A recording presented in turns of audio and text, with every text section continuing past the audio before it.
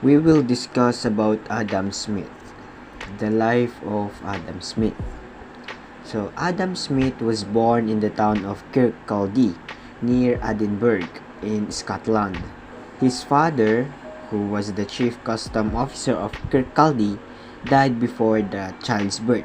So, the father of Adam Smith died before he was born, and his mother named him after his father. Smith never married. Smith is too focused on making books and studying the economics or studying the human nature. After schooling in Kirkcaldy, Smith enrolled at the age of 14 in the University of Glasgow. And after graduation from Glasgow, Smith went to Oxford on a scholarship and remained there for 6 years. And in 1751, he was appointed to the faculty of the University of Glasgow, originally as a professor of logic. And Smith died in the northern wing of Panmure House in Edinburgh in 17 July 1790 at the age of 67 after a painful illness. His body was buried in the Canongate Kirkyard. On his deathbed, Smith expressed disappointment that he had not achieved more. So after the achievement that Adam Smith achieved or accomplishment, he didn't satisfied about it. If you think that you're the one who's accomplished that, I know that you will be happy and great that you will leave a legacy before you died. But Adam Smith is different. He was disappointed because that is the only thing that he achieved. Now let's move on to who is the Adam Smith? Who is Adam Smith? Let's tackle who is the Adam Smith.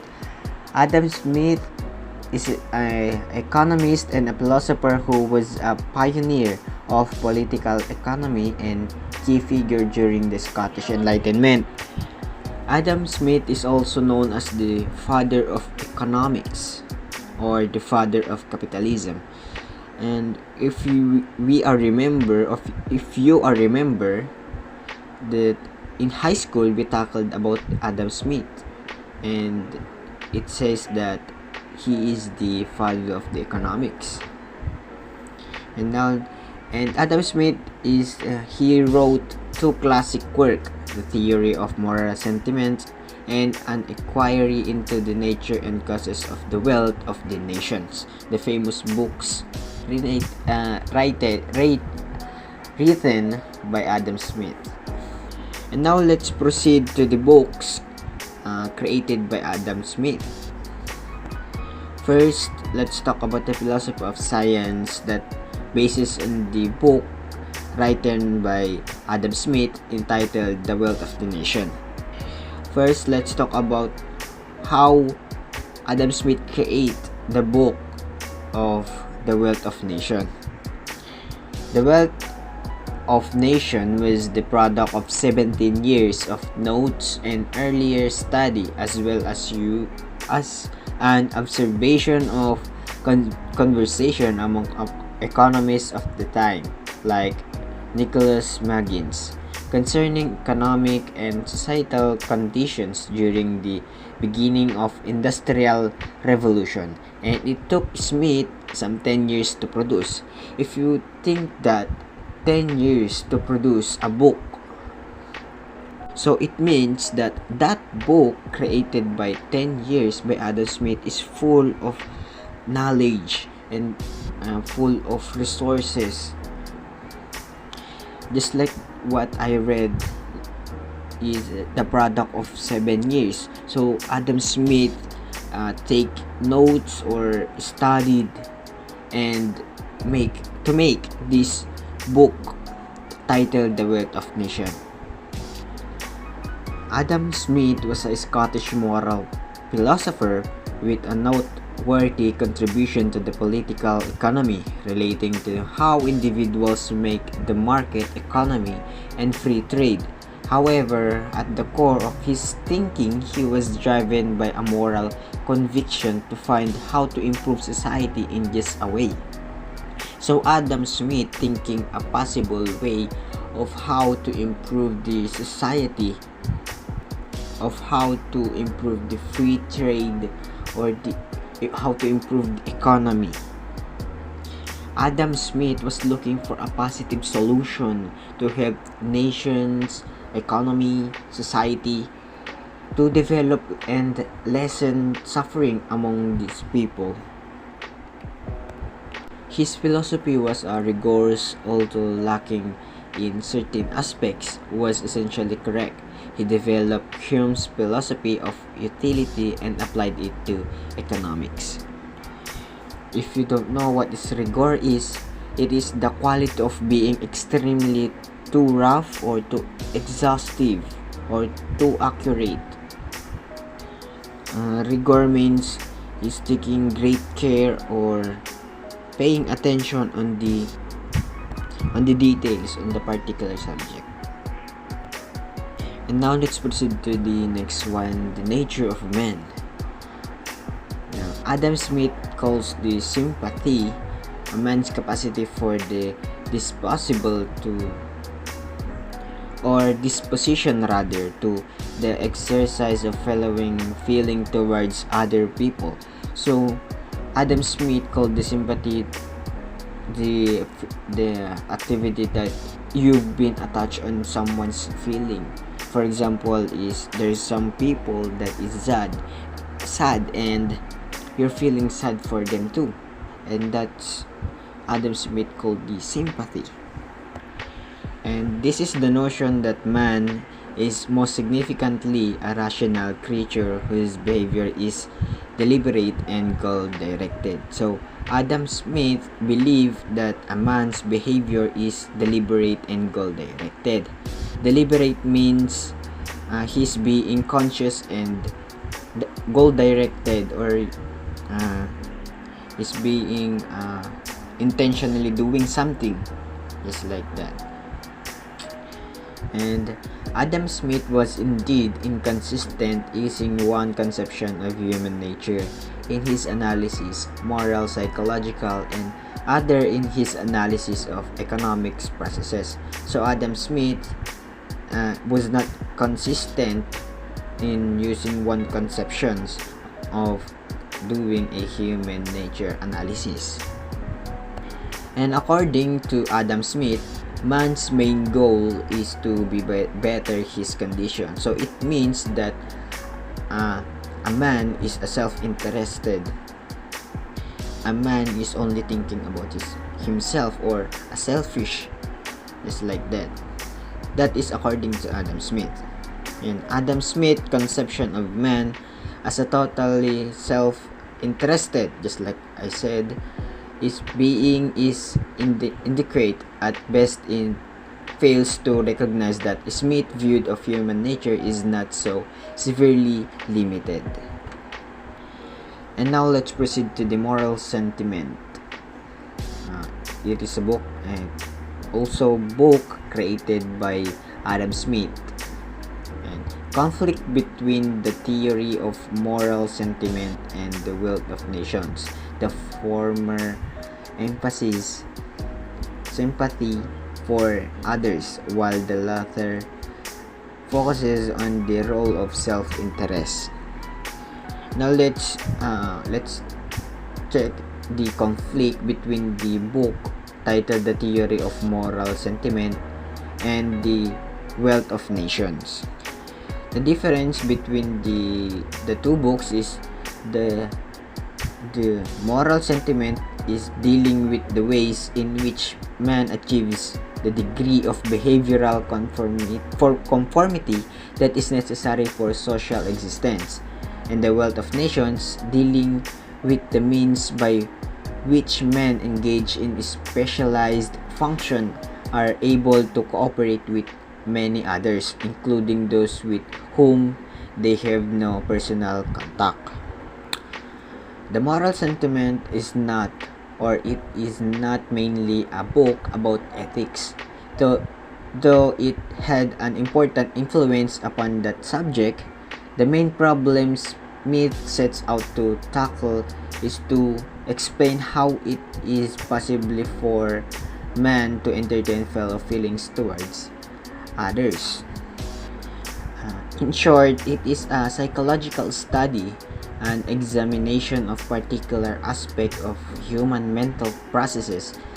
It is a social psychological study because it deals with mental processes that fundamentally concern interpersonal relationships.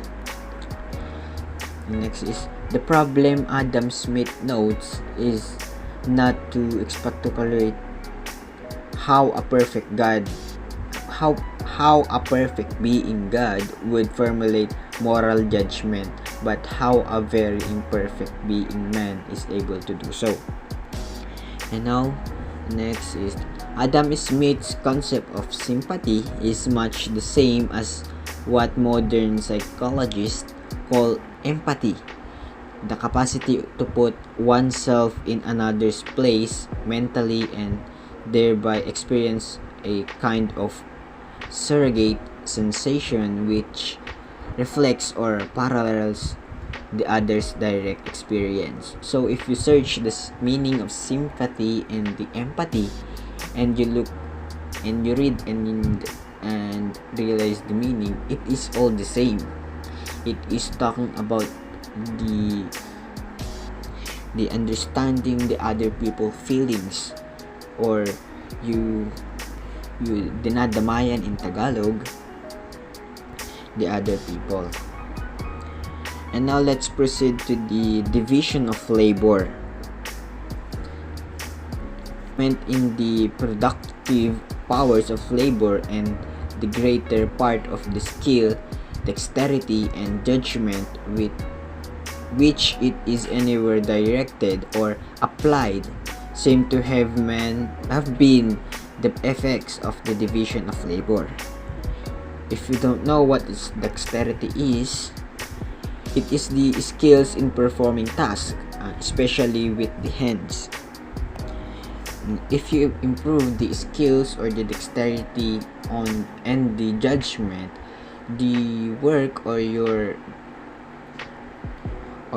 tasks have been improved, or you will do it better. Then, after illustrating his point, Smith says that this increase in productivity is owing to three different circumstances. First, to the increase of dexterity in every particular workman. If the workman is performing the task over and over again, the workman increases the dexterity of himself or the skills. And secondly, to the saving of the time which is commonly lost in passing from one species of work to another. If you have the dexterity or skills, you don't have to pass the work or the task to other workers. You have the skills to finish that or to accomplish the task by yourself. And you would save the time of giving it to the other workers. And lastly, to the invention of the great number of machines which facilitate and abridge labor and enable one man to be the work of many. So if we know that machine is created to make the life of the people easier, just like in farming and in planting in farm. If you have machines, you only need a one workman to work and to operate the machines. Unlike if you don't have any machines, you will hire a lot of workmen to plant when your seeds or your plants in the farm, and the machine is saves your time to the workplace. Next is many of writers on the division of labor from Plato on had stressed its role in taking advantage of innate differences by allocating individuals to roles and tasks for which they were fitted by nature. Like the other member of the Scottish Enlightenment, Smith gave little weight to innate difference. Just like in the workplace, you have a particular position or particular task that you will be focusing to accomplish. They put you at that work because your boss or the manager is thinking that you will be able to accomplish it, or you have the right skills to able to do that task. Just like the members of the Scottish Enlightenment, they have the different roles and different concept of their philosophy. The difference in natural talents in different men is in reality much less than we are aware of, and the very different genius which appears to distinguish men of different professions when grown up to maturity is not upon many occasions so much the causes as the effect of the division of labor. The difference between the most dissimilar characters between a philosopher and a street porter, for example, seems to arise not too much from nature as from habit, custom, and education. So, philosopher is more educated or more knowledgeable or more genius than the street porter, because philosopher is not non-stopping studying, or there is exploring more or inventing more than the street porter. If you don't know what is street porter is, it is the porter employed to lift or carry heavy packages in the street. And now you will now understand the difference between the philosopher and the street porter. Despite its central importance in human sociality and the ambivalence of views concerning it, the division of labor has not been the direct object of the great deal of social analysis. In the history of his subject, three writers stand out: Plato, Adam Smith, and Emile Durkheim. Plato is the one who relates it to the political organization of society, and Adam Smith, whose contribution to it of increased productivity set the stage for an examination of economic organization, and Emile Durkheim, who contended that the division of labor is the essential foundation of solidarity that binds men together in communities. Value. In a private enterprise economy, individual production enterprises are not coordinated by any central authority. Each act on its own. This does not mean, however, that business firms behave capriciously or arbitrarily. Arbitrarily means that they act on the basis of random choices rather than any reason or system. In order to operate successfully, a firm must consider what can be obtained in revenue by selling a product and what it will have to pay to obtain the labor, raw materials, and other factors necessary to produce it. It means that a business need to make sure that their product will be profitable in order for them to successfully operate. The revenues and costs are determined in part by the prices of product and the prices of production.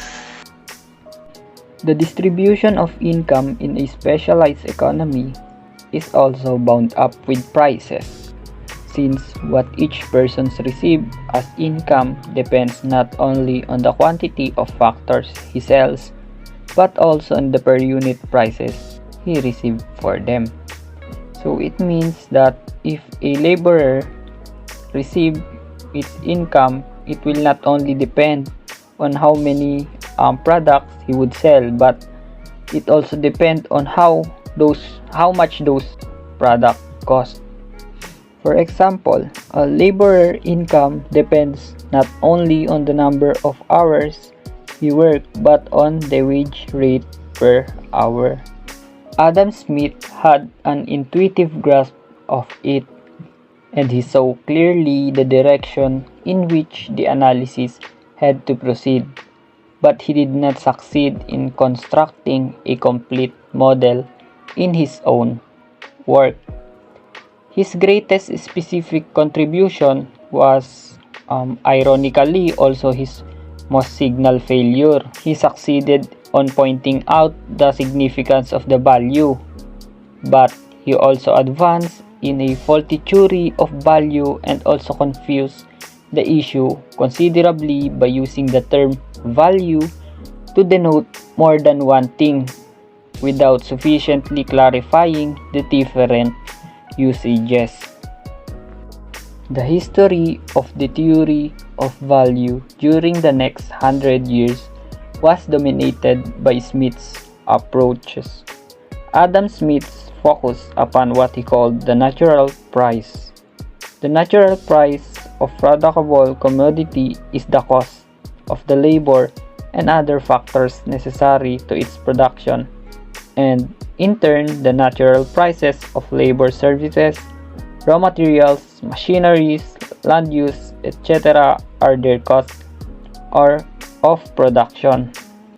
So Adam Smith believed that the natural price of the product will depend on the cost of production, on how much it costs to produce a specific product.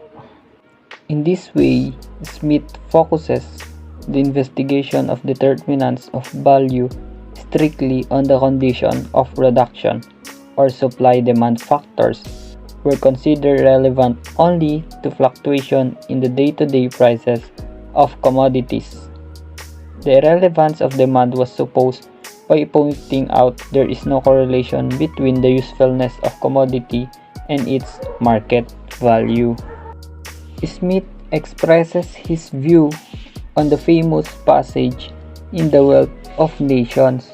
The passage said that the things which have the greatest value in use have frequently little or no value in exchange, and on the contrary, those which have the greatest value in exchange have frequently little or no value in use. Nothing is more useful than water, but it will purchase scarce anything.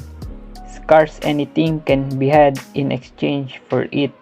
A diamond, on the contrary, has scarce any value in use, but a very great quantity of other goods may frequently be had in exchange for it. Ang ibig niyan sabihin dito ay yung mga mahalagang bagay ay maliit lang yung value of exchange, samantalang yung halos wala namang halagang mga bagay ay may mas malaking value of exchange. An example niya pa dito yung water and diamond, which is the water is very useful, but its value in exchange is frequently little or maybe no. But a diamond na hindi naman ganun kahalaga has a big or great quantity of value of exchange. Adam Smith, in restricting the determinants of the value, Smith begins his discussion by noting that in a very primitive society, such as one economy is based on hunting wild game, the relative values of two types of game would be determined by the relative quantities labor required to obtain them. If among a nation of hunters, for example, it usually costs twice the labor kapag mas malaking animal yung i-hunt, and less labor naman kapag mas maliit ito. One big animal should naturally exchange for or be worth two small animal. So dito na maihalin tulad yung mga producer.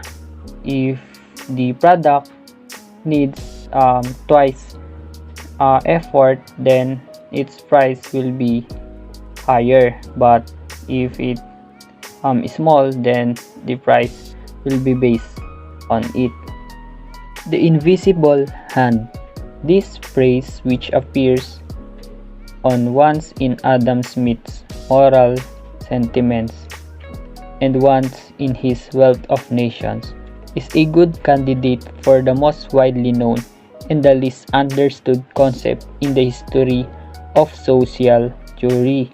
Over the past 2 centuries, it has been quoted over and over again, usually either worshipfully or sneeringly by innumerable writers or speakers. Based kay Adam Smith, if you use the term invisible hand on a moral sentiments, mangangahulugan lang ito na the hand of God, ngunit wala itong kinalaman sa kanyang Wealth of Nation. But kapag ginamit mo ang concept na the invisible hand in the Wealth of Nation, mangangahulugan lang nito na there are governing laws controlling economic process just as there are laws governing natural phenomena. The buying and selling that goes in the market economy is an orderly system. The economic consumption of historical stages. We noted earlier in this chapter that there was a great increase of interest in history during the 18th century. This was partly due to the notion expressed by Hume. Smith's Glasgow lectures show that he distinctly favored the ideas that a society necessarily evolves to certain discrete stages, that these stages are characterized by the dominant of economic activity, hunting, pasturage, farming, and commerce, and that social, political, artistic, and other features of society are derivative from the economic characteristic of the stage in which find it itself. History was not to be simply a narrative of curious and interesting event, but a study of the fundamental forces of social evolution and the laws that govern it. It is possible that Smith's interest in the economic developed from his early view that economic factors are the determinants of history. So sabi niya dito na hindi lang dapat sa pagiging curious or pagiging interesting yung event, yung history, but pag-aralan ang mga fundamental evolutions at mga laws na nag-govern dito.